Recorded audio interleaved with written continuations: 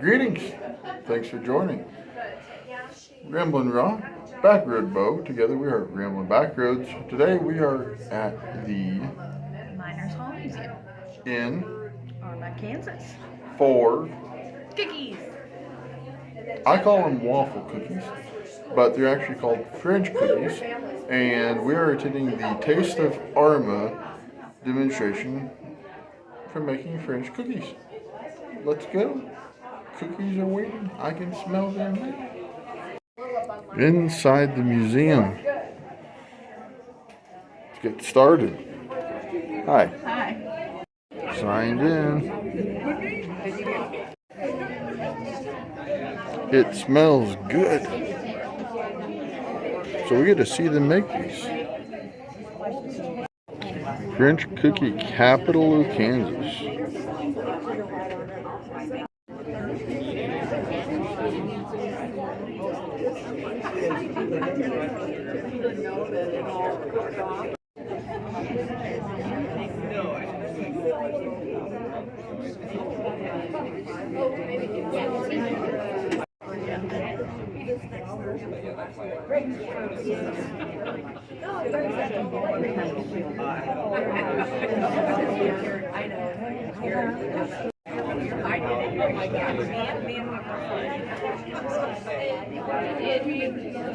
We have a treat because we have a master chef and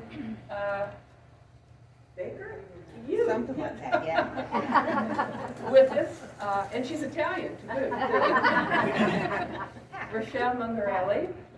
And this is kind of, this is a famous thing for all of us. French cookies here are quite a tradition because they really represent the little Balkans tradition of so many countries and so many recipes from so many different places, all have something to add to that French cookie experience.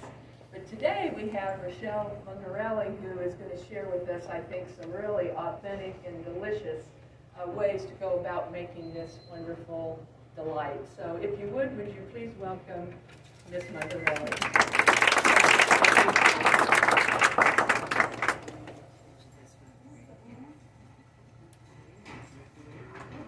I think I'm on. Well, welcome. Thanks for being here. Thanks. You're not supposed to be here.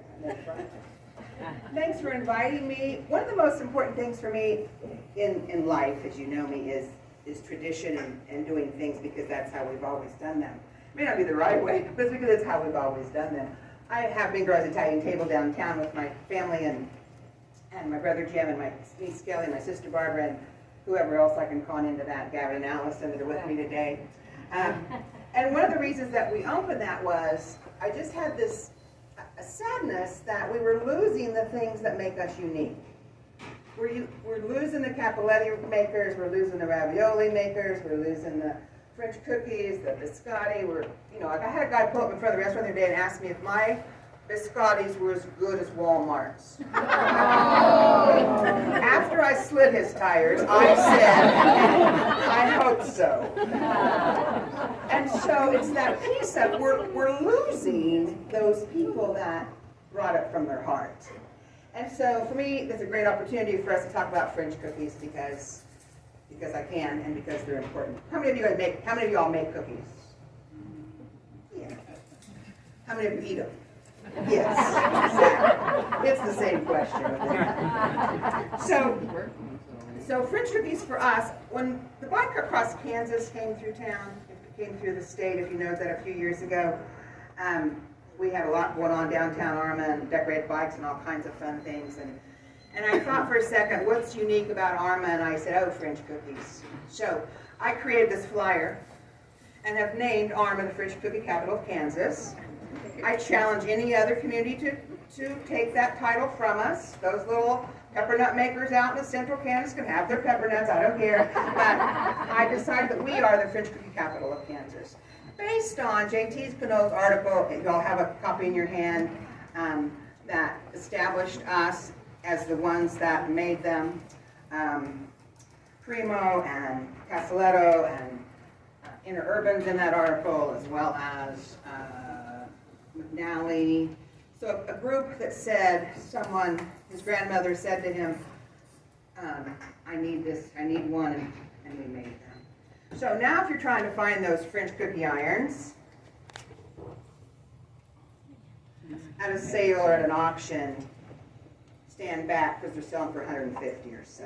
If you've got one hidden, let me know. And I'll pay you way less than that.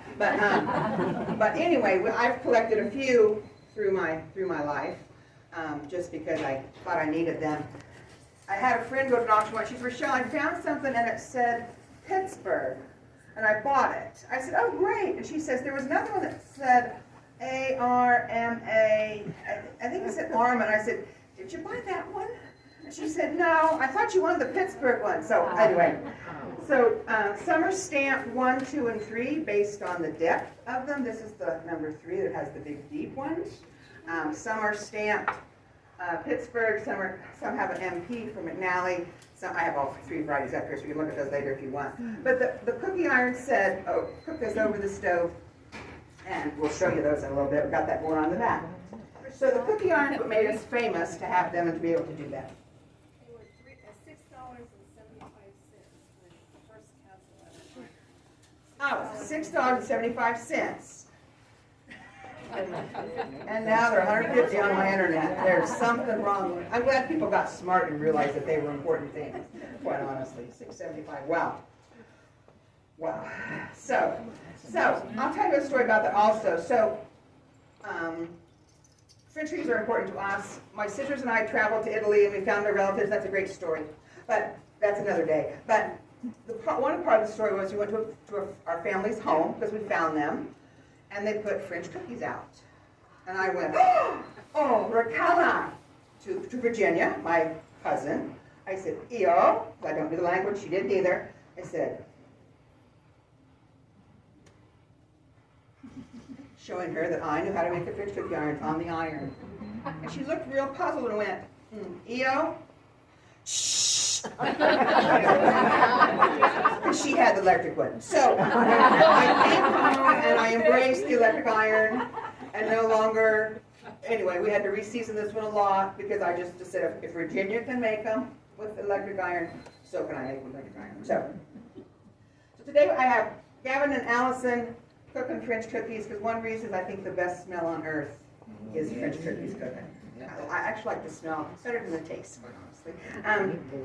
So we have them go in the background. We can all watch them do that. We can get up a little bit and go back and watch the one on the stove to know that. So anyway, today's about French cookie irons. It's about French cookies. So the recipes that we have, how many of y'all have your own French cookie recipe? All got one. Is it different than your neighbor's? Yes. I find that everyone has one. You're going to pass those that way. Everyone has one. Everyone is very similar, and everyone is a little bit different. Because I go to a party, I taste yours, I want your recipe, I swap them out. We all have them. So they're all a little bit different, a little bit unique. The common themes are butter, brown sugar, white sugar, depends how much you have, how little you have. Eggs, a lot of eggs, flour, and then there's always a flavoring. Some vanilla, some brandy, some whiskey, some wine, and some a combination of all 3. So everybody had their own little individual recipe as that, as the French cookies were made of that.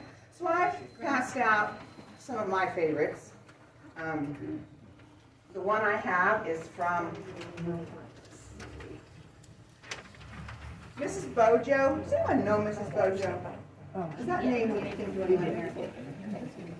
It was my grandmother had Mrs. Bojo's recipe, but I never knew her. I don't know who that was or part of that. So Frances knew it was my anointing. That's the recipe she used. It was 12 eggs and 5 pounds of flour. So we'll talk about the mixing of that a little bit later. Oh, thank you. Remember that, Barbara.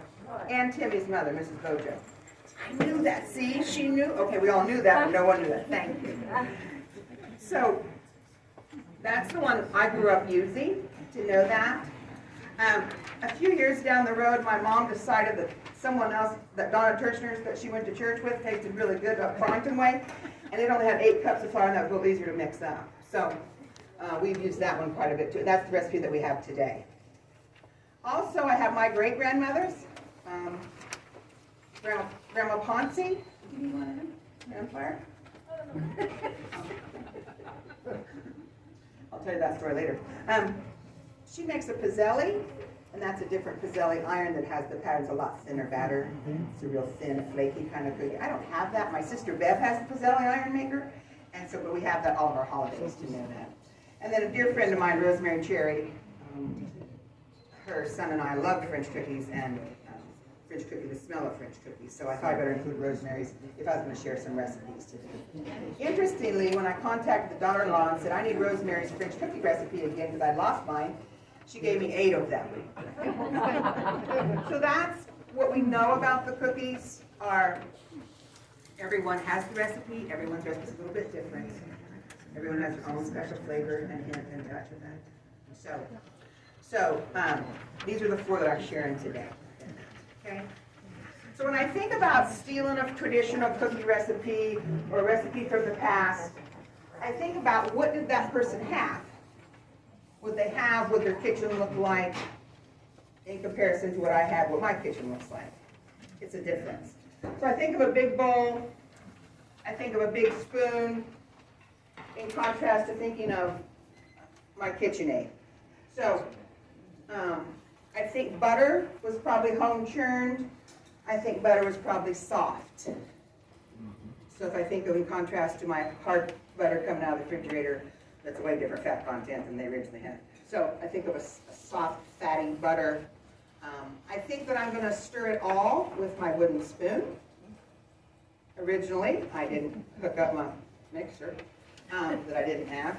And so eggs were fresh, possibly got from a neighbor or got them somewhere. Eggs fresh and flour.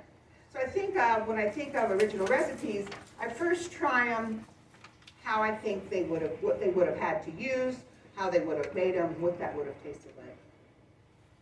So I remember Virginia who said, shh, and decided to switch over to the other. So now as I make mine, I soften the butter, make sure it's room temperature or softer. I whip it in my big old mixer on medium for 3 or 4 minutes. I add the sugars and do it for another 3 or 4 minutes. I add the eggs, I add the flavorings, and then I turn it down and stir in the flour. I chill it overnight, usually, and then put it directly in the cookie iron while it's still hard before it gets to that room temperature. That's how we do it. So those are the recipes. Those are how we mix it and how we do it. Another important part of it is how we store them.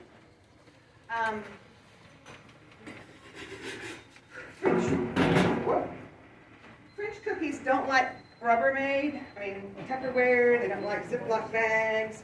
They get soft. If you notice them getting soft, they like a tin. So you'll hear many stories of people who could go sneak into Noni's back bedroom, upstairs attic, in the basement, and open the tins. We hear many Noni stories that say, I went in there and there were no cookies. I didn't know they knew where they were. So many grandchildren knew exactly what was in those tins. It wasn't buttons. So storage is important. They will keep, I always say indefinitely because if they're stored right, they stay well forever. I never freeze them. Some people say they freeze them.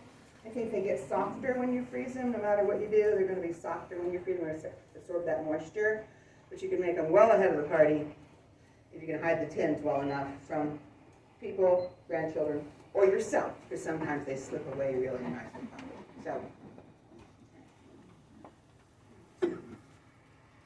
So, making the cookies, Gavin, I'm going to let you talk and tell me what it is that you're doing here. Okay, I'm using the electric. Can you hear him in the back? Yeah. I'm using the electric maker.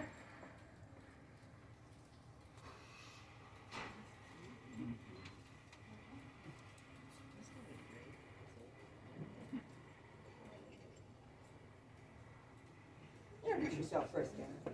Can you hear me? Yes. Is that better? Alright, I'm Gavin Huber. I'm Rochelle's great nephew.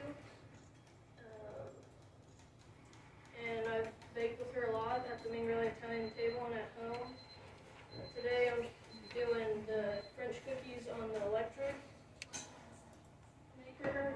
So to start out, you want to plug it in and let it preheat for 20 minutes. And then once it's preheated, it'll take a couple rounds to make sure your time's right. But today, about 30 seconds is what it's taken to make them. And so just get a scoop of dough and try and place it in the middle of the maker. That way when it spreads out, it keeps a nice round shape and it doesn't hit the edge or kick out the sides.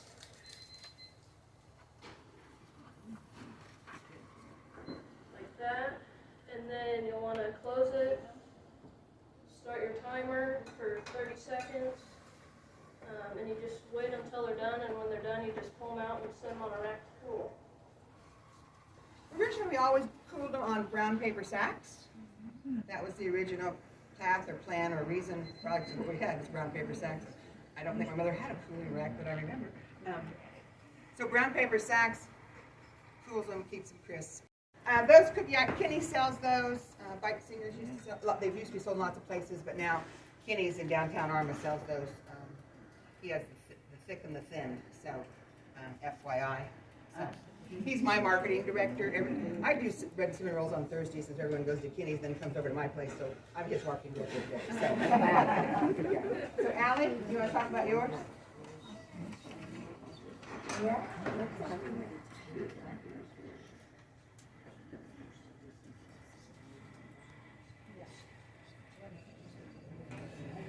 I'm going to start Allison's story first.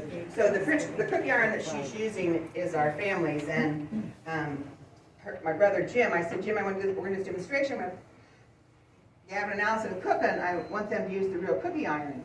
And he said, okay, we'll need to get it seasoned. So we've spent the last, 3 weeks heating it up and cooling it and heating and cooling, and then we finally just put it in the oven with Crisco all over it and baked it at low for 4 or 5 hours. And so I said, Jim, when do you think that we probably used that last? And he said, oh, probably when I was in high school. And it's his 50-year class reunion this year. So you'll need to season it. And so we've been practicing since all week.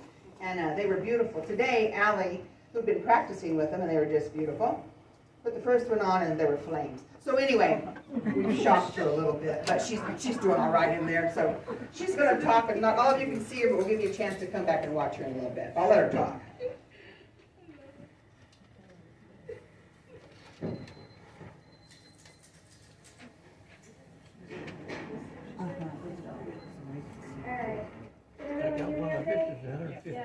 Alright, so for those of you that can't see, I basically have the iron over the fire, and I got my timer set 21 minutes. I mean, not minutes, seconds, sorry. Yesterday it was 15, today it's 21. Why? I don't know. Different stove. It's really simple. I mean, for the start it wasn't, but right now it's really simple.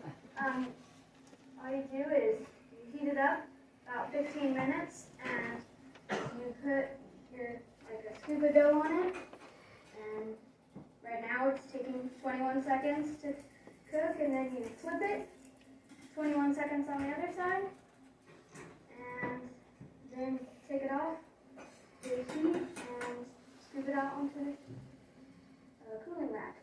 That's about it.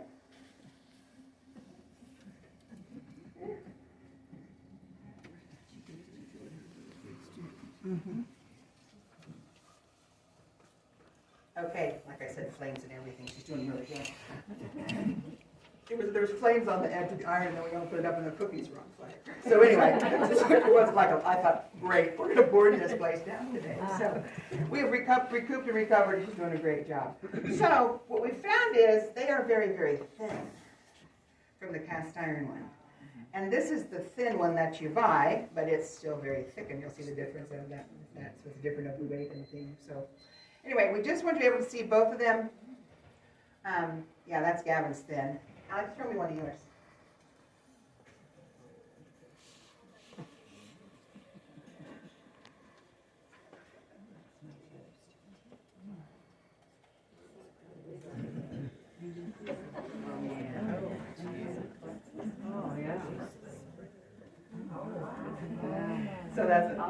always say, I want them crisp, I want them crisp. This is the one that I want. I'll probably not use electric one again, but anyway.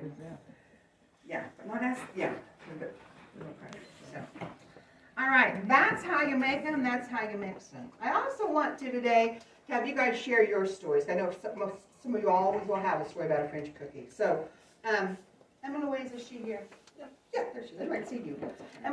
Share yours, Emma Louise. Well, my grandmother, on my mother's side, always made, she had the cookie iron. And she had the thick cookie iron. And we never ate a round cookie. We always had an oval cookie. So nice oval. She made rolled them so that they would be oval. So we never did know a round cookie. Yes, Because exactly. we always had the oval. And I have the medium, and my oldest daughter has the thick, and my youngest daughter has a thin. So we all have it, and we all make them. But I thought hers was unique because we never saw a round cookie. No, never saw, exactly. Somebody else have a story? Christy? Oh, yes. I don't have a story, but the burnt ones or the dark ones, I put them in my food processor and make a crust, and that's what I use for my crust of my cheesecakes. Oh, yum. Even if it's a little burnt, I mean, I don't use them. I try not to burn them. But anyway, they might be a little bit darker than it was. So Lori says that no one ever burns it. There's never a burn one. So, but the ones are a little bit browner. Or the first one's out. I always burn the last one. Like I forget it's in there, and I go start to do dishes, and then I see smoke. So anyway, so the browner one, she put the food processor and uses those crust for her cheesecakes. That sounds like delicious. Other stories? Other family traditions for you? Oh, mine. You don't want to season your irons with oil because it'll just smoke. My son found that out. Yes. He started making them this size with his grandmother. Yes. So not soft oil. What do you use? Lard? We use Crisco on a brush. Crisco on a brush, yes. I like lard when I season cast iron things.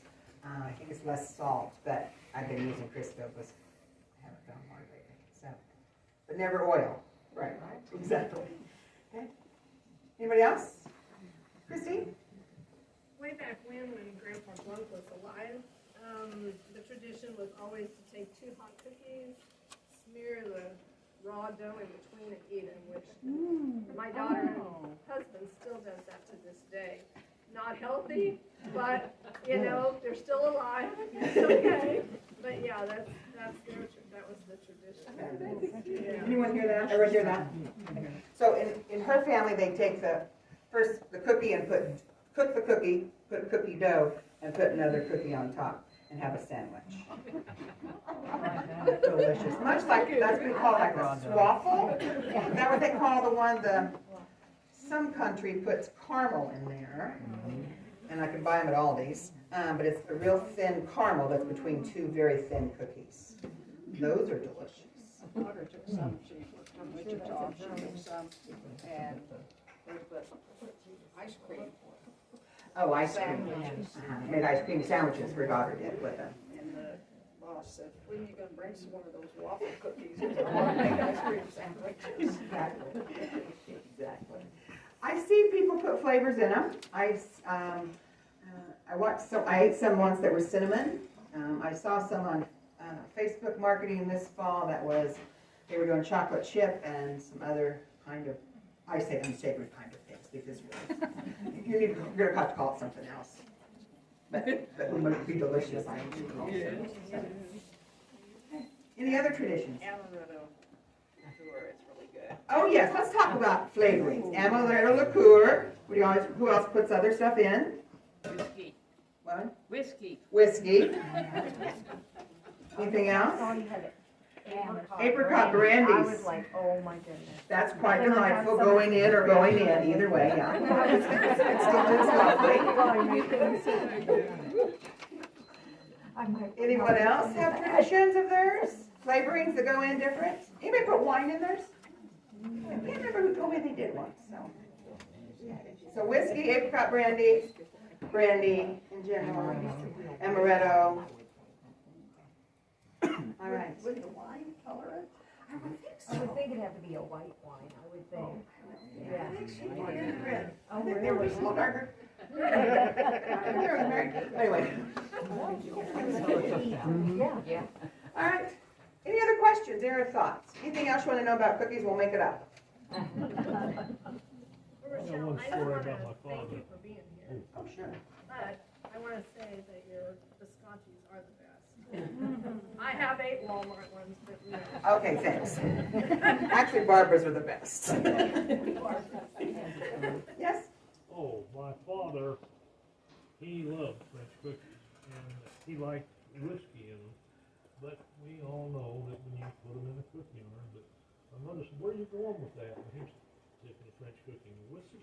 Oh, yeah, that's good too. So it's the dip, yes, yeah. However you put it in there, they're still good, yeah. Well, feel free, we have, Chrissy has made French cookies for your sampling today. You're also welcome to come get some off of our tray here today. Feel free to come back in the kitchen and watch this Master Makers. And thank them very much because their Aunt Shell gets them into stuff they don't always know that they're going to get into for the day's over. So, but they always are gracious children. I have a question. Uh-huh.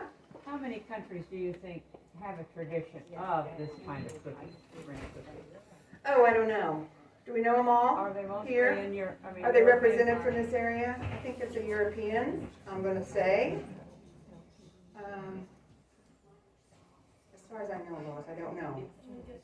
That part. We claim it, and I don't care who else makes it. Right? Arma, right? And all of our culture. It's kind of like Batista. Yeah, yeah. And lots of countries claim it. Lots of countries claim it, yes. I don't know that, I mean, I don't know. Anywhere I've ever, if anyone ever comes through, they will say, I've never seen a French cookie. I mean, that's just kind of a piece of that. Except I can buy them at Aldi's and in the containers too, so. But that's a German company, Aldi's is, so those come from that window of those, so. Other questions? Other thoughts? When my daughter lived in California, she was making French cookies, and her friends always said, "Some more of those waffle cookies." Yes, yes. They call them waffle cookies, exactly. I have a batch of great niece and nephews that say, are we having the waffle cookies? Yeah, you can call them that, so. Well, thank you for your time, thank you for your interest. Have fun, keep your traditions alive, and enjoy some cookies, so. This one's a little bit thicker.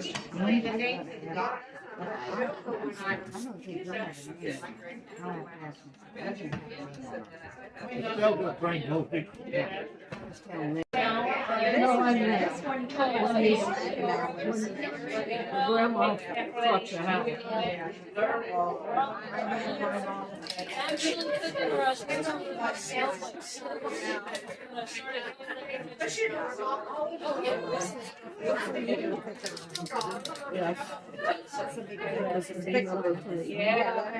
Number 3. And it looks like it must have been numbers on. But you can tell from the differences.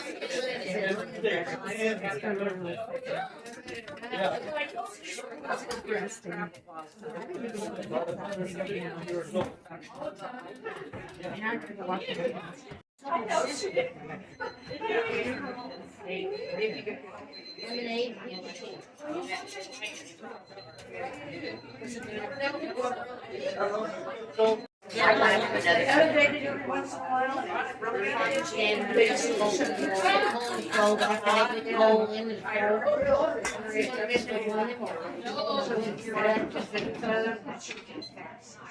I'm sure they would keep coming back.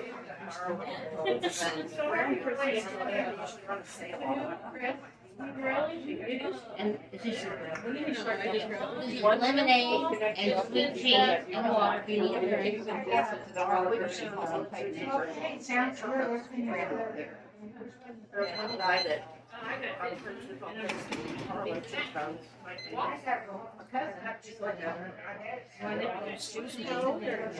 I'm 11. I'm almost 12. And I made some. Alright. I like it. They're like grilled brown, you do it in a second. And there you have French cookies. A huge part of the heritage for so many people in this area. Right there with fried chicken, polka music, among many other things that people have grown up with from the vast different cultures that make up this special part of the country. I'm going to let you go. Appreciate you tagging along. Hope you learned something from it. Hope you enjoyed it. We have a lot of different things coming up, from more like this to projects to vehicles to road trips. So, as always, thank you for joining us. Get out, drink the dew, eat the barbecue, be nice to one another, and we will catch you on down the road.